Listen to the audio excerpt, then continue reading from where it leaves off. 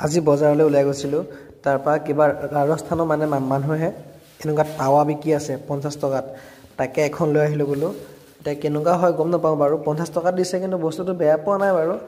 তাকে এতিয়া জুইত দিলে ফাটিয়ে যায় নে কি হৈ যায় নাজানো তাকে আমলেট বনাব লৈছোঁ এতিয়া ইয়াৰ লগতে কণী ভাঙি আছে তাকে মই এখন জুইত দিছোঁ বোলো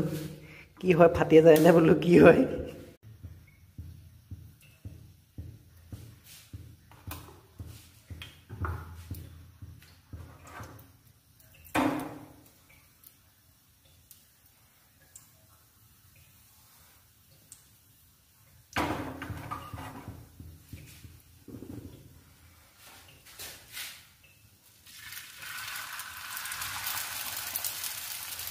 পিছে কিন্তু সোনকালে গৰম হয় টাৱাখন দেই